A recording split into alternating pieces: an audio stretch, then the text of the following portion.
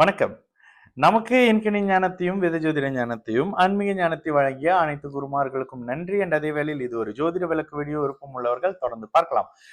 நமது 18VUR YouTube சேனலை subscribe பண்ணியிருக்கின்ற அனைத்து தோழர் தோழிகளுக்கும் நமது நன்றிகள். ஒரு கேள்வி, பிரதர், பாக்கிய சனினா என்ன? இப்பதான் அஷ்டம சனி முடியும்னு சொன்னாங்க, இப்ப பாக்கிய சனி வருதுன்னு சொல்றாங்க. கொஞ்சம் எக்ஸ்பிளைன் பண்ணுங்க ப்ரோ ப்ளீஸ். ஓகே, கடகராசிக்காரங்களுக்கு ப்ரீவியஸ்ல நான் அஷ்டம சனியை பற்றி சொன்ன சில விஷயங்கள் எல்லாம் இப்ப கிளியர் கட்டா உங்களுக்கு தெரிஞ்சிருக்கும். சனினா என்ன செய்வார்?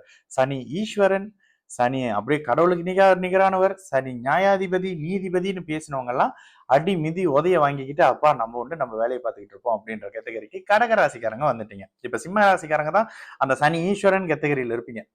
இதுல உங்களுடைய இளைய பருவத்தினராக இருந்தாக்கா காதல் தோல்வி, படிக்கிறவங்களாக இருந்தீங்கன்னா படிப்புல போக்கஸ் பண்ண முடியாம நீங்க எதிர்பார்த்த தேர்ச்சி கிடைக்காம இருக்கிறது, மத்தியம வயதுல இருக்கிறவங்க வேலை, தொழில், குடும்பம் சார்ந்த அமைப்புகள்ல பிரச்சனைகள் இருக்கிறது, பெற்றோர்களுக்கு குழந்தைகள் பற்றியான கவலைகள் இருக்கிறது, பெரியவர்களுக்கு ஆரோக்கியம் சார்ந்த அமைப்பு, என்னடா பிள்ளை உருப்பிடுவானா இல்லையா அப்படின்ற மாதிரியான சில கலக்கங்கள் இருந்து வந்த நிலையில அஷ்டம சனி முடியும் பொழுது எது உங்களை கடுமையாக வாழ்த்திக்கிட்டு இருந்துச்சோ, எது உங்களை கடுமையாக கஷ்டப்படுத்திக்கிட்டு இருந்துச்சோ அந்த நிலை முற்றிலுமாக மறக்கடிக்கப்படும் உங்க மனசுல இருந்து. இது இந்த அஷ்டம சனியினுடைய மாற்றத்துல, அதாவது மார்ச் 2025 29ஆம் தேதிக்கு பிறகுல இருந்து அப்படியே சனி விலகுறாரு.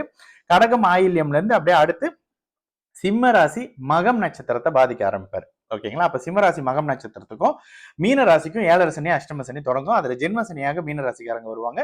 மேஷ ராசிக்காரங்களுக்கு இது இந்த விரய சனியாக தொடங்கும். ஓகேங்களா? இந்த அமைப்புகள் இருக்கும். இப்போ பாக்கிய சனி அப்படின்னா என்ன பண்ணுவாரு? எல்லாருமே யூடியூப்ல பாக்கிய சனி பாக்கியங்களை கொட்டுவார் அப்படின்னு பேசிக்கிட்டு இருப்பாங்க.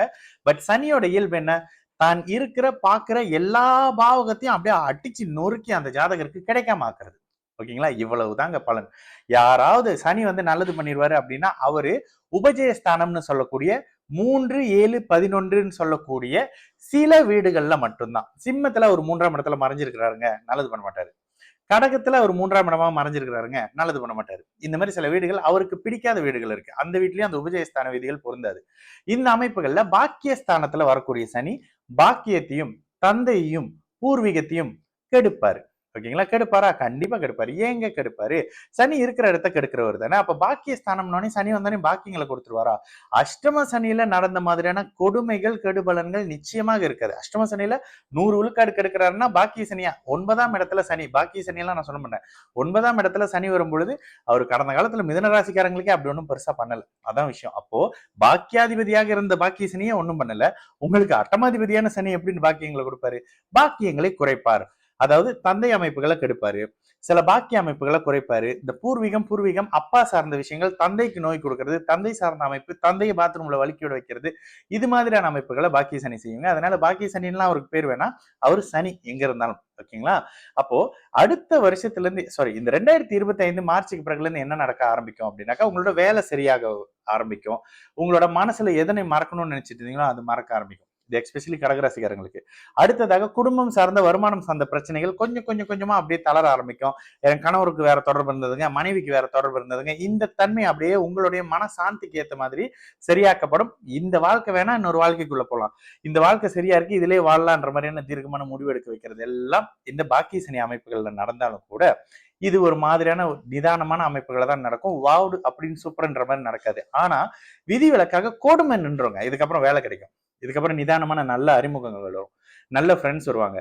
கொடுத்த 1000 கணக்குல கொடுத்துட்டு மாசம் 100 இல்லையா கொஞ்சம் கொஞ்சமா வர ஆரம்பிக்கும். துரோகிகள் அப்படியே உங்களை விட்டு விலகி நல்ல நட்பு வர ஆரம்பிக்கும். ஆபீஸ்ல பிரச்சனை கொடுத்துக்கிட்டு இருந்தவர் அப்படியே விலக ஆரம்பிப்பாரு. இது மாதிரியான அமைப்பு இருக்கும். அதாவது நடந்துகிட்டு இருந்த கெடுதல்களை 2.5 வருஷம் கெடுத்துக்கிட்டு இருந்த சனி விலகி போறாரு. அதனால நல்லது நடக்க ஆரம்பிக்குங்க. நோய் குணமாகும், பிரச்சனைல இருந்து வெளியில வருவீங்க.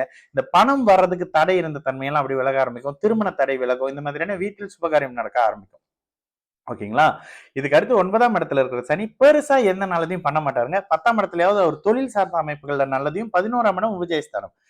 உபஜயஸ்தானத்துல சனி வரும்போது நல்ல பலன்களை செய்வார்ன்ற மாதிரி சில தன்மை வந்துடும். இந்த அமைப்பு தாங்க. அதனால பாக்கிய சனி பாக்கியத்தை அள்ளி கொட்டுவாருன்னு எந்த யூடியூப்ல பேசினாங்கன்னா அதை பத்தி என்கிட்ட கேட்டுறாதீங்க. அதுக்கும் எனக்கு சம்மந்தம் இல்லைன்னு சிம்பிளா சொல்லிடுவேன். சரிங்களா? நல்லது நடக்கும். எல்லோரும் நல்லா இருப்போம். வணக்கம்.